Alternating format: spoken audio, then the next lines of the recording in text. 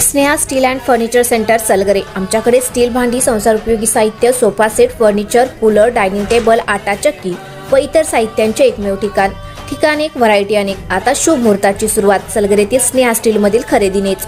वाजवी दर, सजवा फर्निचरने तुमचे घर। सर्व साहित्यावर बजाज फायनान्सची खास सोय उपलब्ध।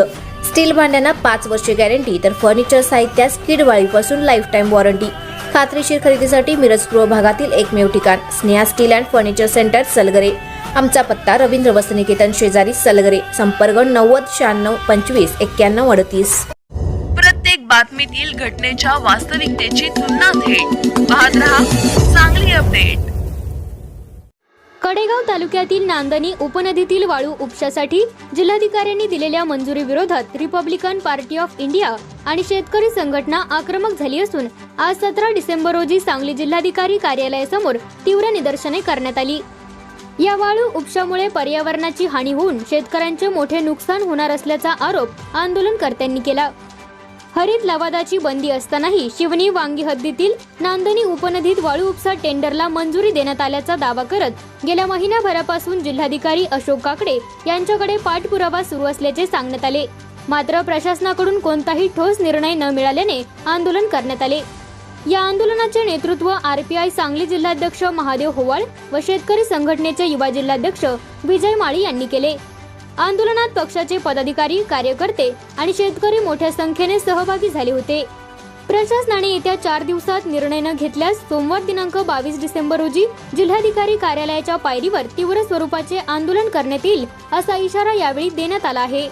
तालुक्यातील नांदणी नदी जी आहे, या नांदणी नदीवरील वाळू उपशासाठी जिल्हाधिकाऱ्यांनी ठेका मंजूर केलेला आहे आणि नांदणी नदी जी आहे ती कडेगाव तालुक्यातील येराळा नदीची उपनदी आहे आणि या उपनदीच्या येराळा नदीच्या शेजारीच या उपशाला त्यांनी मंजुरी दिलेली आहे। त्यामुळं ती जी काय मंजुरी देण्यात आलेली आहे ती मंजुरी पर्यावरणासाठी घातक आहे, शेतकऱ्यांसाठी नुकसानीची आहे। कारण तिथला शेतकरी वर्ग आता चिंताग्रस्त आहे। या वाळू उपशामुळे शेतकऱ्यांच्या पिकाचं नुकसान होतं आहे, त्यांच्या आरोग्याचा धोका त्या ठिकाणी निर्माण झाला आहे। त्याचबरोबर त्या नदीमध्ये त्या शेतकऱ्यांच्या ज्या काही विहिरी आहेत, जॅकवेल आहेत, रिंगा आहेत, त्याचं नुकसान मोठ्या प्रमाणात होणार आहे। भविष्यामध्ये जे काही महापूर येतात त्या महापुरामुळे हे सगळं मोडीत निघणार आहे, त्यांचे पाईपलाईन खराब होणार आहे आणि त्यामुळे तिथल्या शेतकऱ्यांची ही प्रमुख मागणी आहे। दुसरी गोष्ट, येराळा नदीवरती हरित लवादाची बंदी आहे वाळू उपशासाठी आणि ती बंदी असताना ही नांदणी नदी ही येरळीची उपनदी आहे आणि त्यामुळं हा नियम ही कोर्टाचा आदेश या उपनदीला सुद्धा लागू होतो। त्यामुळं जिल्हाधिकारी साहेबांनी या गोष्टीचा गांभीर्याने विचार करून या नांदणी नदीवरील जो वाळू उपशाला मंजुरी दिली आहे ती तात्काळ रद्द झाली पाहिजे अशी आमची मागणी आहे। यासाठी आम्ही गेली 1 महिन्यापासून रिपब्लिकन पार्टी ऑफ इंडिया हे आंबेडकर गट आणि शेतकरी संघटना यांच्या वतीनं आम्ही पाठपुरावा करत आहोत। या अगोदर आम्ही आंदोलनही केली आणि आज जिल्हाधिकारी कार्यालयासमोर निदर्शने करून ही गंभीर बाब जिल्हाधिकाऱ्यांच्या निदर्शनास आणून दिली आहे। भविष्यामध्ये जिल्हाधिकारी साहेबांनी जर याची गंभीर दखल नाही घेतली तर आम्ही येत्या 22 तारखेला जिल्हाधिकारी साहेबांच्या पायरीवरती डोकं आपटून घेण्याचं आंदोलन आम्ही त्या ठिकाणी करणार आहोत। कोणत्याही परिस्थितीमध्ये हा ठेका रद्द झाला पाहिजे आमची प्रमुख भूमिका आहे। यामुळे पर्यावरणाचं होणारं नुकसान आणि शेतकऱ्यांची होणारी हानी ही कसल्यापर्यंत थांबली पाहिजे। ही न थांबल्यास इथून पुढचे आंदोलन आम्ही तीव्र स्वरूपाची करू एवढंच या ठिकाणी सांगतो आणि थांबतो। जय भीम, जय भारत।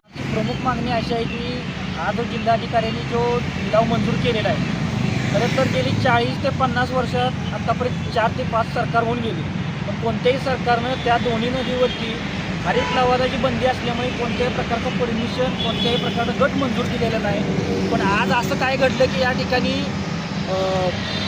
सरकारने एवढ्या मोठ्या प्रमाणात वाळू उत्खनन करण्याचं परमिशन दिलेलं आहे।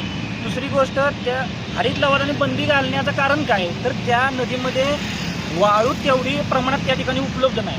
पर्यावरणाचं संवर्धन एका ठिकाणी सरकार म्हणते करायचं आहे आणि एका ठिकाणी पर्यावरणाची हानी करण्यासाठी सरकार या ठिकाणी एक प्रकारचं एक षडयंत्र रचल्यासारखं आम्हाला वाटते आणि या ठिकाणी आमच्या शेतकऱ्याचं सगळ्यात मोठं नुकसान होणार आहे।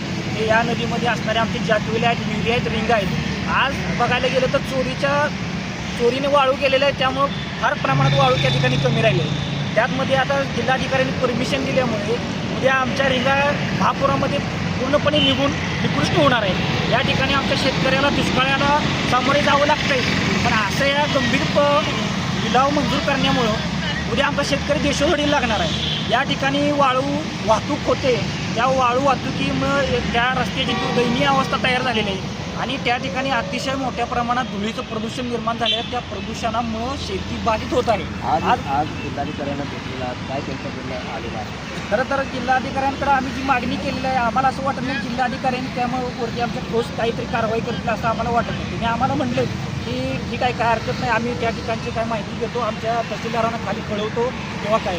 पण तात्काळ आमचं मत आहे की शेतकऱ्यांसाठी जो काय ते हा हिताचा निर्णय घेतला पाहिजे, तो म्हणजे हा लिलाव तात्काळ थांबवला पाहिजे आणि त्या ठिकाणी प्रदूषण जे काय झालेलं आहे वाहतुकीमुळं त्याची शेतीचं नुकसान झालं. त्यामध्ये प्रमुख आमच्या शेतकऱ्यांच्या रोड लगत बागा आहेत, त्यांच्या द्राक्षाचं मोठ्या प्रमाणात नुकसान झालं आहे.